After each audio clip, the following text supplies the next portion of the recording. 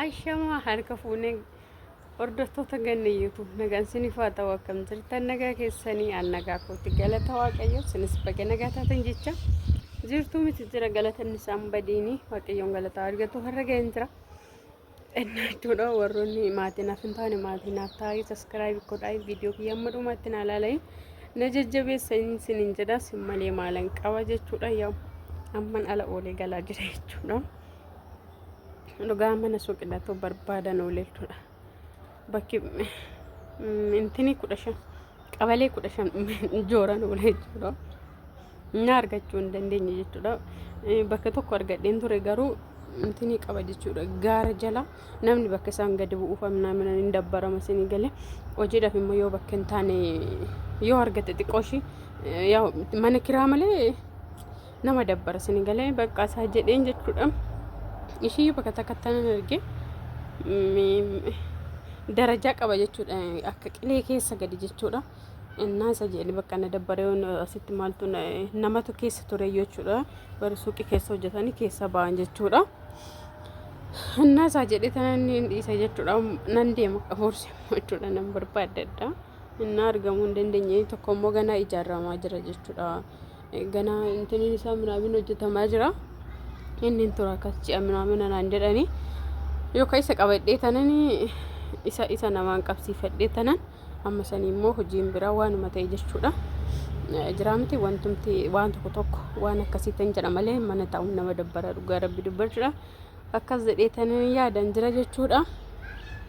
Hordoftoota koo kana fakkaata jechuudha. Yaa Itoophiyaa keessatti taa'uun gaarii miti xiqqoo shi qasqasoo itti ni barbaachisa jechuudha. Yaa rooba samma rooba amma tula shafee lafa shii godhe jechuudha. Amma immoo hin jiru jechuudha.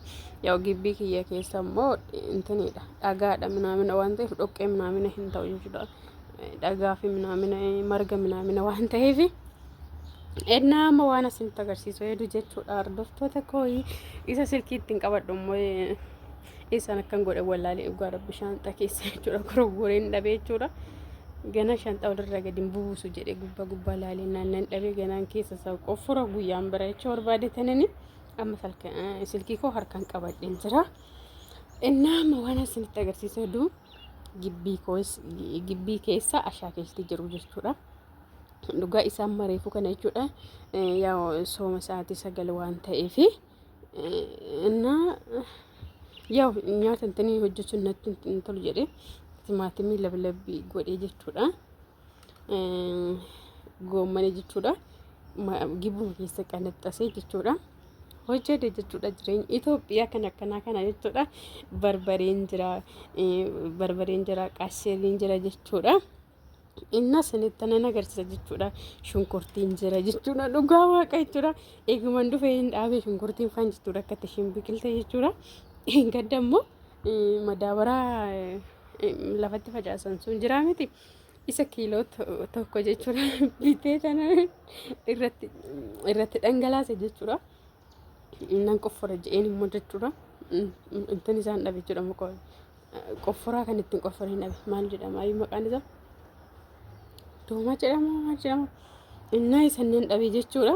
Aramaa ishee minaamatti hin qabdi garuu jalaa hin kukkutaa. Amma goommana isinitti agarsiisa dhugaa waaqa. Osoo goommanni kun hin gahin dura jechuudha. Amma gahee jira jechuudha. Akkuma dhufeeni goommana argee bakka goommana xabsii intini jedhee jire birrii 50 ni biti hamma tana geessi dhugaa rabbi jechuudha. Birrii 50 garuu har'a kan gibbii keessa kutee jechuudha. Basmaam. Bakka dhugaa rabbi wayne hin jedhe dalakana nuti warri Itoophiyaan kun wanni martuu arguma keenya jira jedheen innaa amma isinitti nan agarsiisa jechuudha. Kaayee akkasitti nodhaan immoo naante tiniin uffadha argitanii qamisii min uffadha jechuudha. Qamisii uumaa jedhama bijaama diriyaan afaan namaa raffaatanii isinitti nan agarsiisa nama tona gabalchiise jecha korratti naakinooti akkuma argitan jechuudha. Shunkurtii illee biqilteef jechuudha. Eegumaan dhufeen dhaabee garuu shunkurtii kinoo asitti illee biqilee jira jechuudha. Maskiin ina barbariin immoo kinoo isinitti mul'ata jedhee yaada jechuudha. Kun akkanatti barbariidha jechuudha. Intini hin dhabe immoo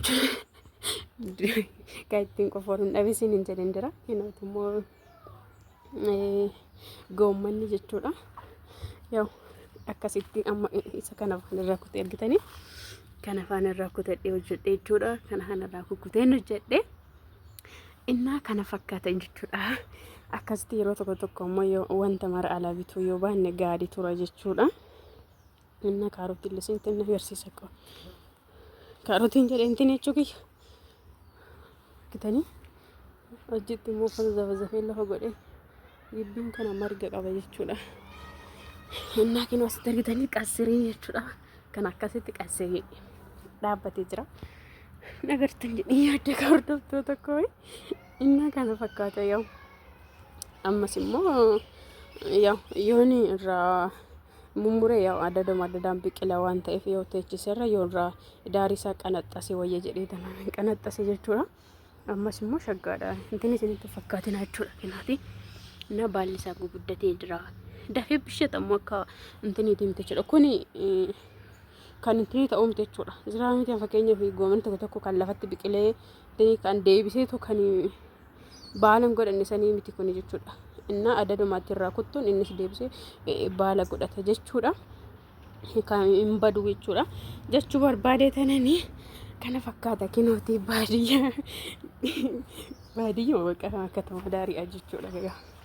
Akkasitti jireenya akkasa kana jiraachaa jirra kinoo galata waaqayyoo namni waanuma qabutti galateeffate amire yoo xiqqaa galateeffatan guddaa argatu jedhama mitiire. Inna akkasitti barbareedan amma qofforuun qaba kina shunkurtiin tiyya biqiltee itti dhugaa rabbeechu roobni sin rooba wanta fiya gadi dhaabdanii qofforuu noomina asiin eenyu turanna laajjate waaqa laalame nabeete wayini barbareedana yalaajjatan waaqa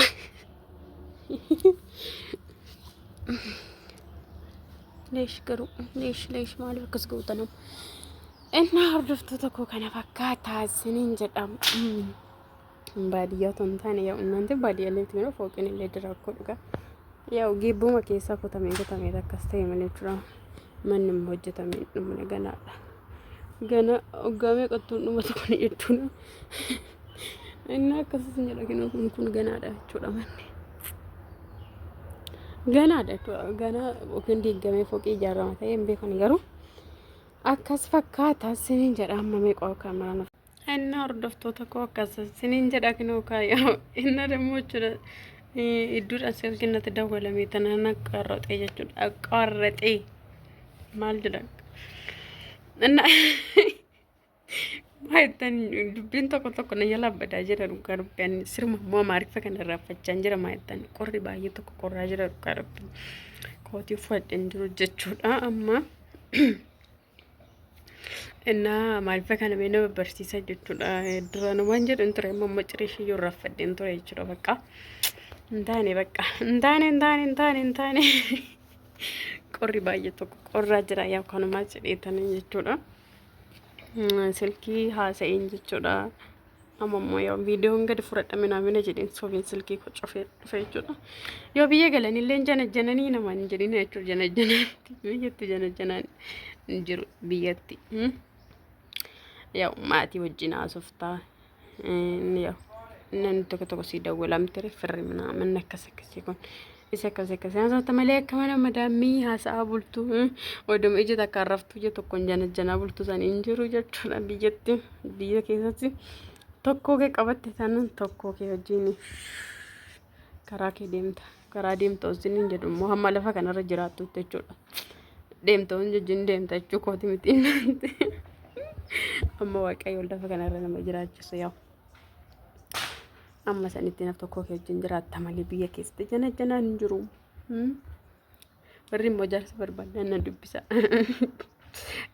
Bashiitu jira la bash duudaan gaccitee jira jechuudha la. Anna na dubbisa ishee innaa kana jechuun barbaada. Innaan tokko dhugaadhamu. Na barbaadna hin jedhani haala ta'a gadi jedhee tan ofirraa hoggamanii haala ta'an keessan jiru ani yuutuubiin hojjedha malee dallaalinatti dubaraaf dhiiraan hojjetu irra taa'in jedhani. Kanaaf lakkoofsa naa kennaa warri barbaadan jedhama. Oh my god jedhamudha. Cubbuun uffadhee abbaa godhifa manaa godhatti. Na viidiyoon geerra kana fakkaata amma kana fataa jechuudha baneeni na yoo wanti ni jettu nama dabbarsini galee kanuma kana fataa jira jedheetti malee ani namni walii nama barbaade miti hunduu carraa waaqayyootiin ta'a malee jecha barbaade tan warra dhuftoota kan yoon dubbiyya keessatti si muufachiise immoo dhiifama naa godhaa baay'een sin jaalladha baay'een sin kabajaa naa jiraadha waggaa dhibba naa jiraadha nagaadhanii biyya keessanitti waaqayyoon sinaa deebisu sinin jedha anillee sinin eeggadhu karaa bishooftu fi Addis Ababaan gamoo dura fagaattu waan ta'eef isinin eeggadhu ani immoo garuu hababaa sin biteen dhufu ishee kana bicha entin jira hababaa bitee sin dhufuu hin danda'u ishee hordoftoota koo